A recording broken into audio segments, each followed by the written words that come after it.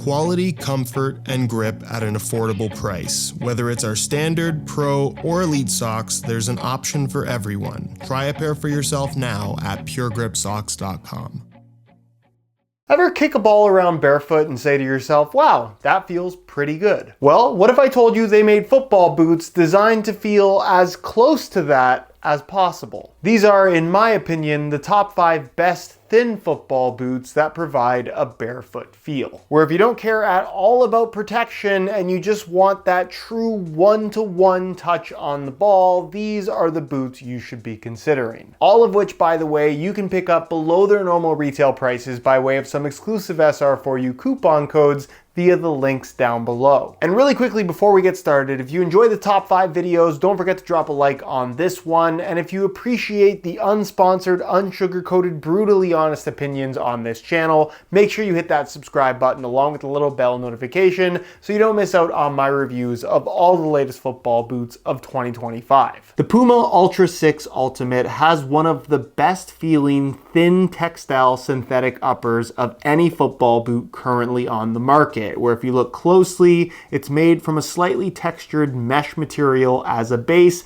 features a super thin nylon liner with basically no cushion or padding to be found, and is covered up in Puma's Grip Control Pro material, which gives it more grip on the ball than you might expect based on how they look, with of course no additional bulk in the form of grip elements. Personally, I like the Ultra 6 Ultimate over the Ultra 6 Carbon, although if you want a super stiff sole plate and have the extra money to spend, the Carbon model definitely isn't bad, but personally I just think the slightly more flexible but still very responsive feel of the plastic plated Ultimate variation is the better overall experience, with realistically the only knock against the Ultra 6 Ultimate being that it's not as light as the other mainstream speed boot options out there. That's not to say that they're heavy, of course, but in comparison to most of the competition, they do weigh a couple grams more. Really want that barefoot feel, but don't necessarily want to sacrifice comfort? Look no further than the Soito Scuetta. Obviously not from a brand that most people would typically consider.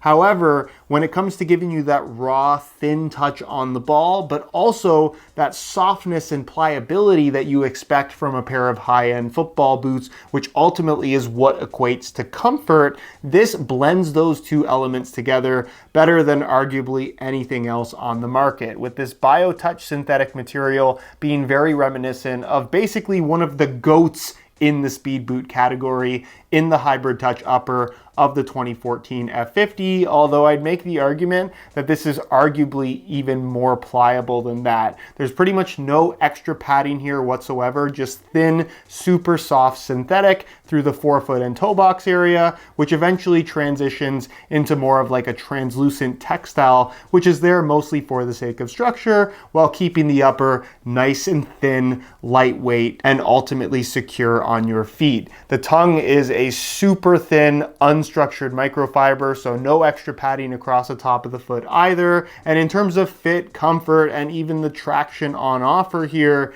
everything is top notch. Again, Soito is not a mainstream brand by any stretch of the imagination, but for the $200 retail price, they are undeniably great value for money, and also great football boots if you want that barefoot feel. If you like thin football boots, you've probably had a pair of Nike Mercurials, which is why it shouldn't be a surprise that the current generation of Mercurial Superfly 10 and Vapor 16 Elite is number 3 on this list. Effectively the exact same football boot with or without a collar, which affects nothing as it relates to touch. The grip knit upper of this boot is basically Nike's super thin Flyknit, one of the thinnest knitted uppers we've ever had on a pair of Mercurials, which is also super pliable, which of course gives it that unstructured, completely out of the way feel on the ball, but of course also gives you that additional grip on the surface, which is definitely reminiscent of what you can also get from the Ultra 6 Ultimate.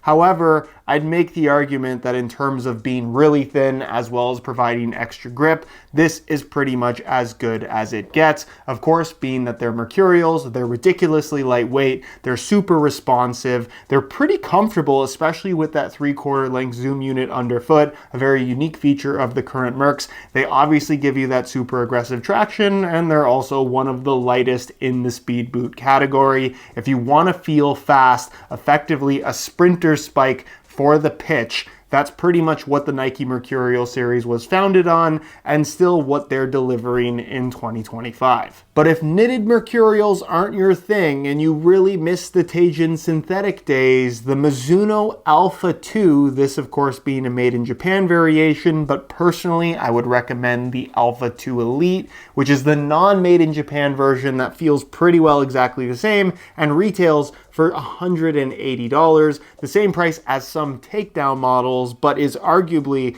one of the best speed boots on the market. What I love about the Alpha 2 platform is this super thin textile-based synthetic upper that does have some added cushion to it in the form of this kind of foam support cage that you can very faintly see, but honestly, you don't really feel much on the ball. The end result is a synthetic upper with minimal amounts of extra grip and honestly just that raw on-the-ball sensation that the glory days of the Mercurial series once had when Teijin synthetic was a thing. What makes the Alpha 2 unique, however, is the Zero Glide liner that not only is what covers the heel area and the insole, but it lines the entire inside of the upper, making this one of the most connected, responsive football boots perhaps of all time without sacrificing comfort. Again, one of the best fitting, most comfortable football boots in the speed category with a responsive sole plate and aggressive traction to match. For what they cost, the Alpha 2 Elite is nearly impossible to beat. Which brings us to the one spot and what I believe to be the king of barefoot football boots at the moment, the brand new Adidas F50 Plus version 2, where compared to the original model, which was laceless, this new model not only introduces a central lacing system and a super thin standalone tongue, it completely revamps the upper, basically making it twice as thin to the point where it's borderline translucent. If you like the sensation of nothing on your feet whatsoever, this upper does that better than just about anything else in a very long time. It's basically the 99-gram Adizero concept now available as a mainstream product. And in comparison to that football boot, which very much felt like a concept, this feels surprisingly comfortable, fits remarkably well, provides that little bit of additional grip by way of micro texturing on the surface,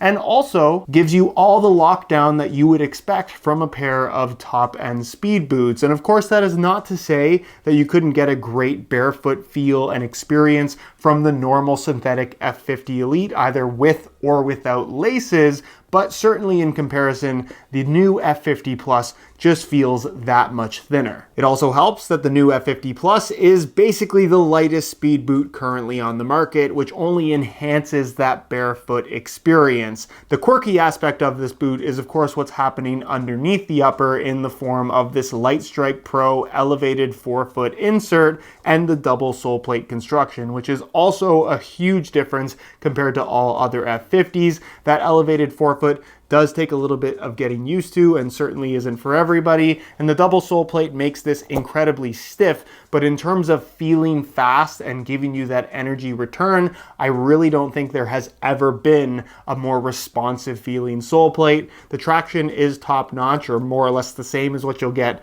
from all the other F50 variants, and given how many crazy things Adidas have done all in one football boot, the final product ends up feeling surprisingly refined. Of course, at $300 full retail, they are anything but cheap, but given the chance, they really do feel like the future of football boots that you can experience right now. It's sprinter spike meets football boot, and in my opinion, the ultimate barefoot experience.